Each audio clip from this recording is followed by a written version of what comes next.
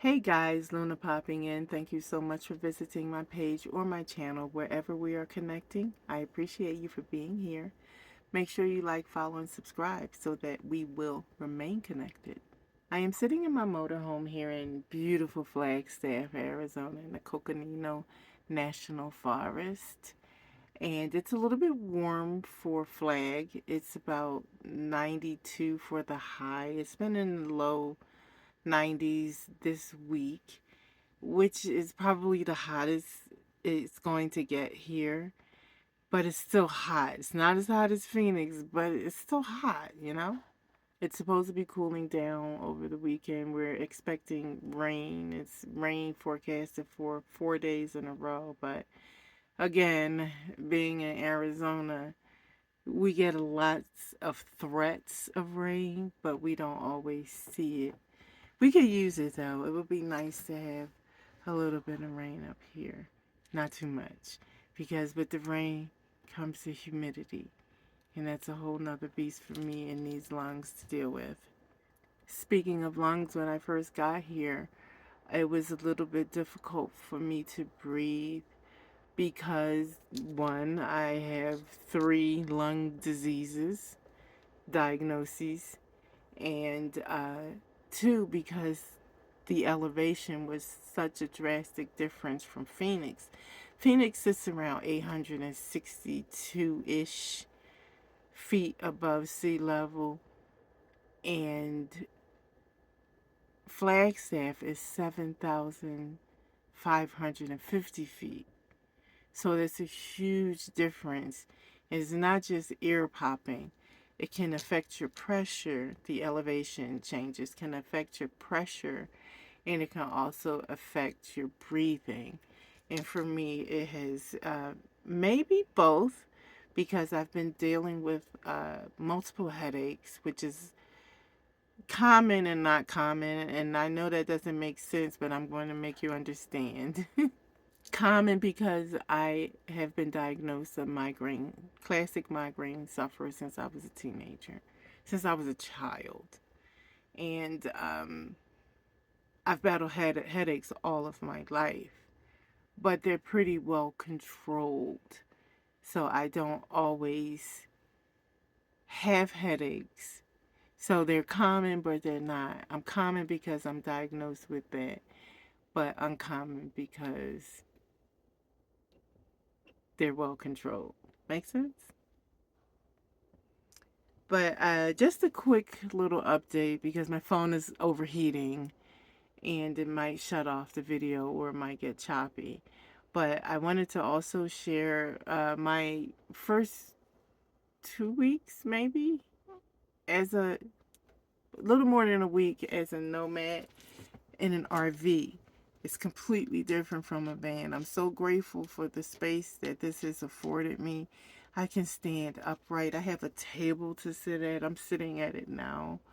Um, I don't have to sit on my toilet bucket to eat over top of my bed, or I don't have any makeshift things. I have the actual space, and has made such a tremendous difference. There have been struggles. I've got significant issues with the powering of the bus.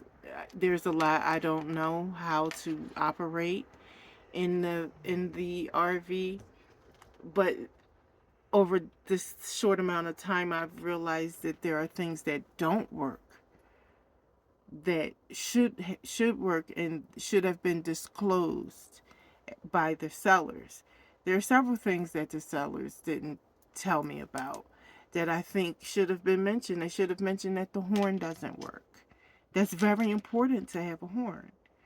They should have mentioned that there's something wrong with the electricity inside of the RV.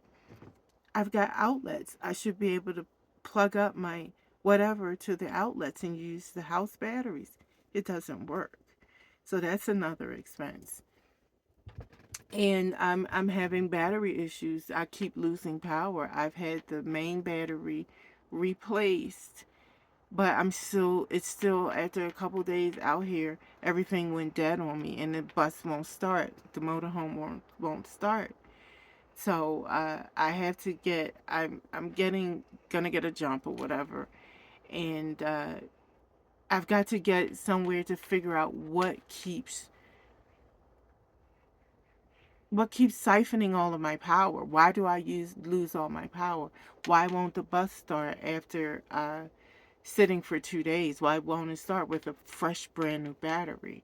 So there's things that need to be addressed immediately, but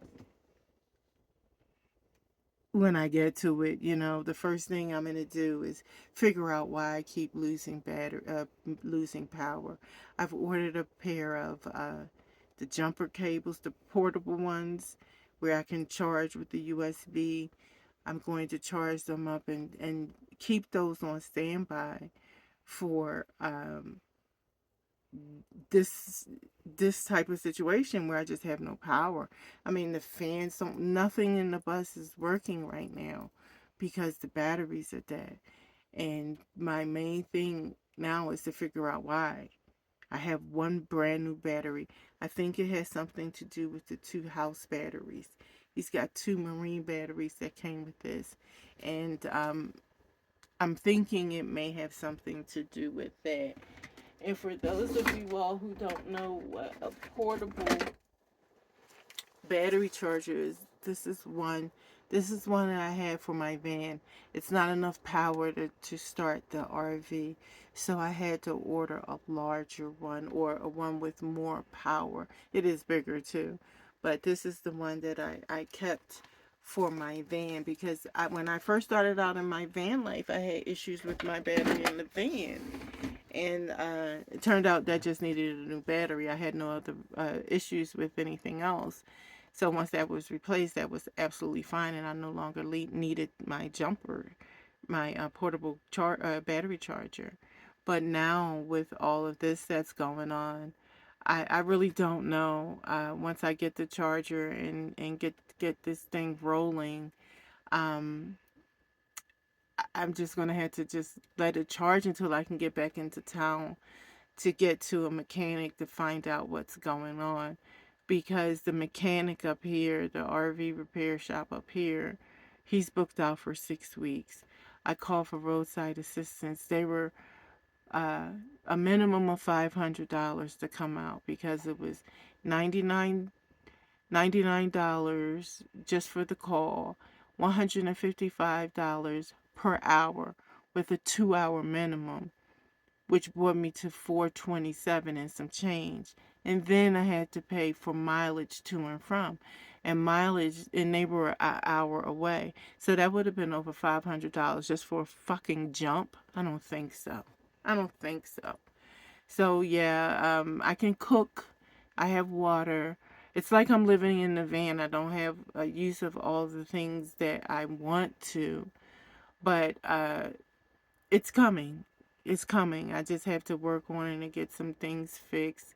The aesthetics of the bus is just not what I desire, so I'm definitely going to have to do some decorating, do some embellishing, some painting or something, because I don't know what they were doing. They called this moon phases. They put these on the wall, on the ceiling.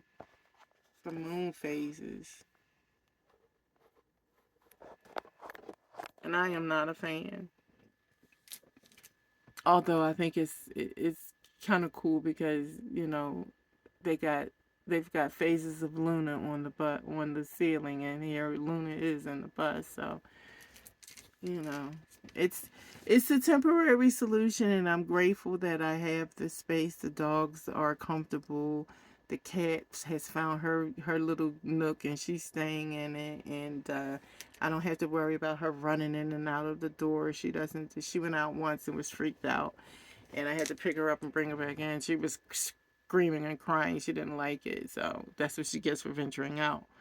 But yeah, but we got to have to be safe, because there's crows and other birds and hawks and things that will snatch her little butt right up into the ether. So, but that's just a quick little update. Like I said, the phone's getting warm. I just wanted to touch base because I know it's been a minute. So, I hope everyone is well, making it a great day. Peace, love, and blessings. Luna out.